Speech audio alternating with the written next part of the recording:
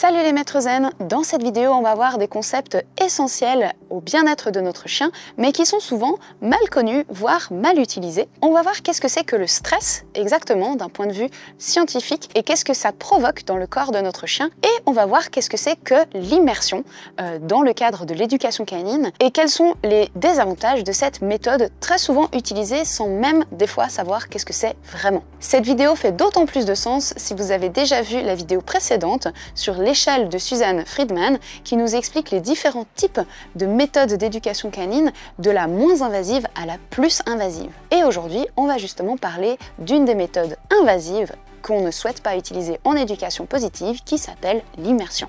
Alors pour commencer, c'est déjà important de savoir qu'est-ce que c'est exactement le stress. Parce que le stress, ce n'est pas une émotion, c'est une réponse physiologique à un danger perçu. Alors, c'est important de dire que le danger est perçu, parce que des fois, on peut stresser alors qu'il n'y a pas de vrai danger, mais que notre corps et notre cerveau pensent qu'il y a un danger.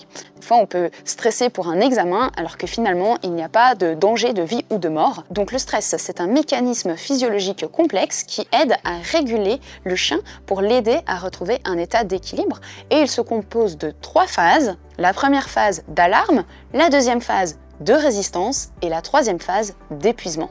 La première phase d'alarme, c'est la phase qui se produit et qui libère de l'adrénaline et de la noradrénaline et qui permet à l'animal de répondre rapidement à une situation potentielle de danger. Dans ce cas, l'animal va prendre une décision entre 3 comportements, soit le freeze, le comportement d'immobilité, soit le flight, le comportement de fuite, soit le fight, le comportement de se défendre. Ces comportements sont naturels et sont présents chez tous les animaux qui se sentent en situation de danger et qui réveillent donc leur instinct de survie bien caché dans le cerveau reptilien. Ensuite, si le danger et la perception du danger continuent, on va rentrer dans la phase de résistance. Dans ce cas-là, il y a une production d'énergie qui se crée pour permettre de l'endurance via la lipolyse et la glycolyse. À terme, tout cela va créer des glucocorticoïdes, soit du cortisol. Si cette phase dure trop longtemps, elle commence donc à être mauvaise pour la santé. Et ensuite vient la phase d'épuisement. Si le stress continue de perdurer, parce que le danger continue de perdurer,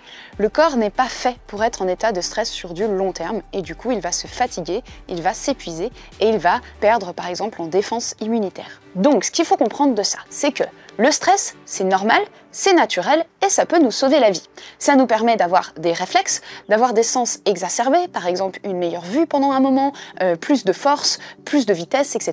Mais ce n'est pas fait pour perdurer sur le long terme. Maintenant, il faut aussi comprendre que le stress peut avoir différents types d'intensité. Nous, c'est ce qu'on aime bien imager par la notion de zone de confort verte, orange et rouge dont on a déjà parlé dans une autre vidéo. Donc, quand le chien est en zone verte, il n'est pas du tout sous état de stress et quand il est en zone rouge, il est vraiment sous état de stress et entre les deux, il peut y avoir une petite zone orange, ce qu'on appelle le seuil de déclenchement ou de tolérance. C'est un petit peu la frontière, elle est souvent assez courte, mais à ce moment-là, quand le chien est en zone orange, il n'est pas encore tout à fait dans un stress trop fort, trop intense. Ok, maintenant que vous comprenez un peu mieux qu'est-ce que c'est que l'état de stress chez le chien, on va parler de l'immersion. L'immersion, c'est une technique utilisée en éducation canine qui consiste à prendre le chien et le mettre dans la situation qui lui fait peur à une intensité forte, donc en état de stress, jusqu'à épuisement. Donc typiquement, ça peut être laisser mon chien aboyer dans la voiture alors qu'il aboie de stress jusqu'à ce qu'il finisse par arrêter d'aboyer, ou mettre mon chien dans un parc à chiens avec 5 ou 10 autres chiens alors qu'il a très peur des autres chiens jusqu'à ce qu'il se fatigue et n'essaye pas ou n'essaye plus de se défendre ou de prendre la fuite. Donc vous voyez que dans ce contexte, on met le chien en zone rouge, donc en état de stress, jusqu'à ce qu'il soit tellement fatigué que donc la courbe de stress monte. Au bout d'un moment, elle atteint un plateau. Elle reste en haut tant que la situation ne change pas. Et au bout d'un moment, par épuisement, elle va finir par redescendre. Il y a des personnes qui vont dire que du coup, le chien a appris que finalement, il n'est pas mort dans cette situation, que c'est pas grave et que du coup, il a fait un apprentissage, comme quoi cette situation n'est pas dangereuse pour lui. Alors qu'en fait, c'est surtout de l'impuissance acquise, c'est-à-dire que le chien a appris qu'il n'avait plus d'emprise sur son environnement. Parce que tous les comportements qu'il a essayés n'ont pas marché. Donc le chien, il a essayé d'aboyer, il a essayé de gratter à la porte, il a essayé de se défendre, il a essayé de fuir, il a essayé de se coucher, il a essayé de pleurer, il a essayé d'aller chercher de l'aide, et tout ça n'a mené à rien. La situation n'a pas changé. Eh bien, le chien a appris qu'en fait, il ne peut rien contrôler dans son environnement en cas de situation de danger. Donc vous imaginez un petit peu dans quel état émotionnel le chien se trouve. Je ne sais pas si vous êtes déjà retrouvé dans une situation d'impuissance acquise. Moi, ça m'est déjà arrivé que j'ai eu un accident de voiture et que en fait, je tournais le volant, mais la voiture tournait dans une autre direction. La voiture tournait dans la direction qu'elle avait envie. Elle faisait des va-et-vient à droite, à gauche, et moi, je n'avais plus aucun contrôle sur la voiture. Je peux vous dire qu'à ce moment-là, j'ai vraiment cru que j'allais mourir. Et d'ailleurs, je me sens très reconnaissante de ne pas avoir perdu la vie ce jour-là. Et je me suis sentie dans un état de détresse totale.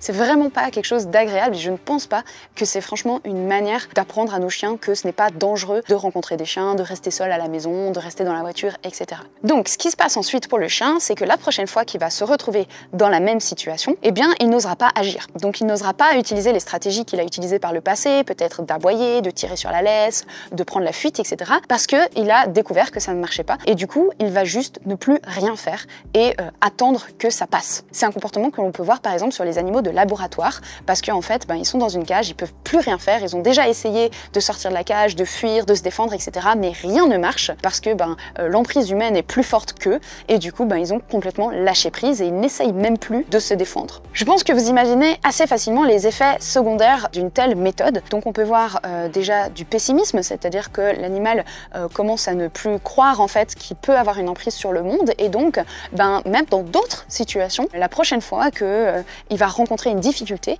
et en fait il va même pas essayer de se défendre ou d'obtenir ce qu'il veut, il va laisser tomber et abandonner la situation parce qu'il aurait appris qu'en fait il a de moins en moins d'emprise sur son environnement. On peut avoir aussi des associations négatives parce que le chien a subi un grand stress dans un certain cadre et il peut avoir associé ce stress à son humain, à la laisse, au harnais, aux autres chiens, à la voiture ou à plein d'autres éléments et c'est donc des associations négatives qui sont absolument involontaires. Et donc on a un chien qui peut perdre confiance en lui, qui peut commencer à se méfier des nouveaux objets, de l'inconnu, des nouveaux endroits ou de plein d'autres choses. Et sur le long terme, dans le pire des cas, cela pourrait même amener à de la dépression. Je pense que vous commencez à connaître ma citation préférée d'Isaac Asimov, c'est comme quoi la violence est le refuge de l'incompétence. C'est toujours quand on est à bout des outils, qu'on ne connaît pas de meilleurs outils, qu'on va utiliser des outils qui peuvent être violents.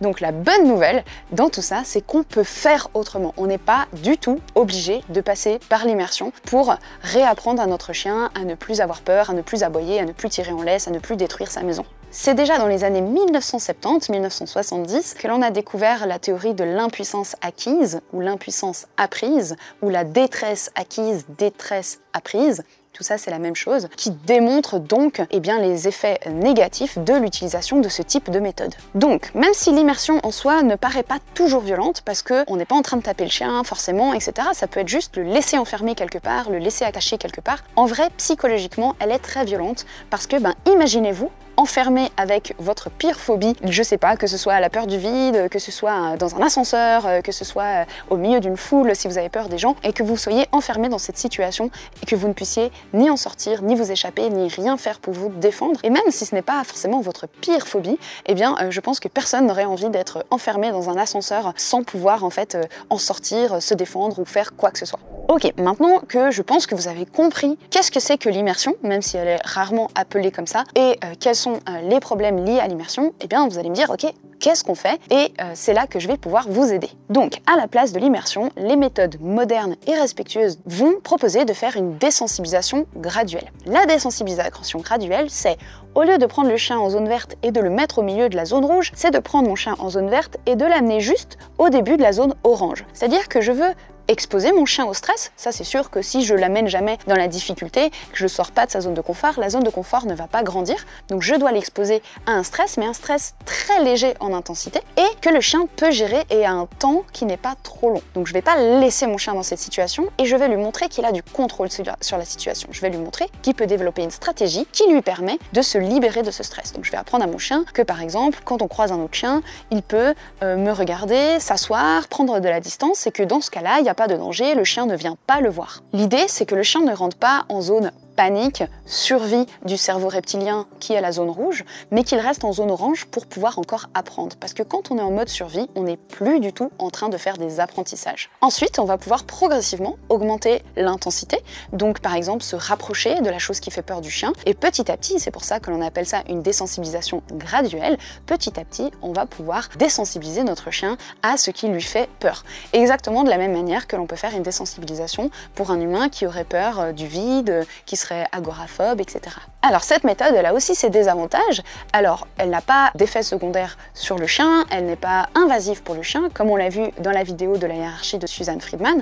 Par contre, cette méthode, elle est subtile et elle est difficile à mettre en place. C'est beaucoup plus facile de prendre un chien, de le balancer dans ce qui lui fait peur et d'attendre qu'il se calme tout seul. Ça, c'est très facile. Je pense qu'à peu près tout le monde sait faire ça. Par contre, la désensibilisation graduelle, là, c'est quelque chose de beaucoup plus subtil, de beaucoup plus délicat. Ça demande de très bien connaître le chien et le langage canin pour savoir exactement si on est bien en zone orange. Parce que si on est en zone verte, ça sert à rien.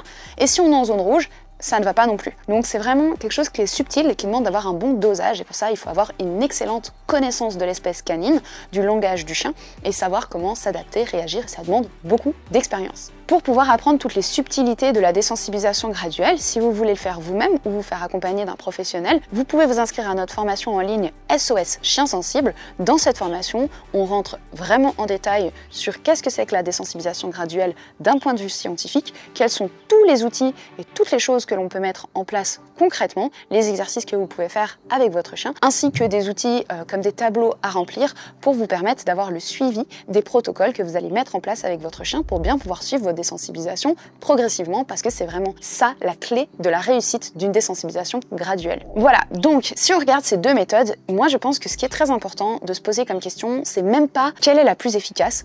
Pour moi, la question la plus importante, c'est quelle est la méthode qui correspond le plus à mon éthique. Est-ce que j'ai envie de mettre mon chien dans une situation de panique, ou est-ce que j'ai envie d'apprendre à mon chien progressivement que en fait la situation qui lui fait peur n'a pas besoin de lui faire peur et qu'il peut progressivement prendre confiance en moi, prendre confiance en l'environnement et ne plus avoir peur de cette situation. De mon côté, personnellement, en tant que propriétaire de chien et en tant que professionnel, quand je vais choisir qu'est-ce que je vais mettre en place, que ce soit pour mon chien ou pour le chien de mes élèves, j'ai deux critères. Le premier critère, c'est que je veux que l'animal, et l'humain d'ailleurs, soient respectés dans leur intégrité physique et émotionnelle.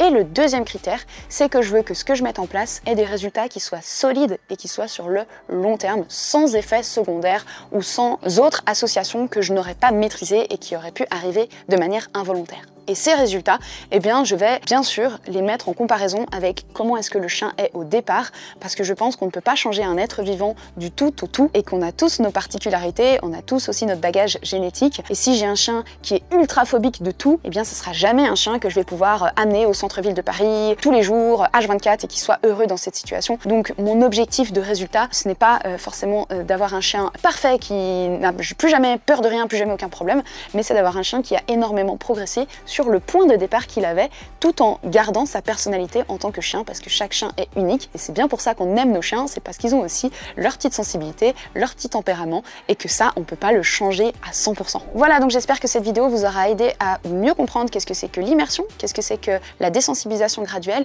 et qu'elle va vous permettre de pouvoir faire le tri entre tout ce que vous entendez, tout ce que vous lisez, tout ce que vous voyez aussi sur les réseaux sociaux, sur internet, etc.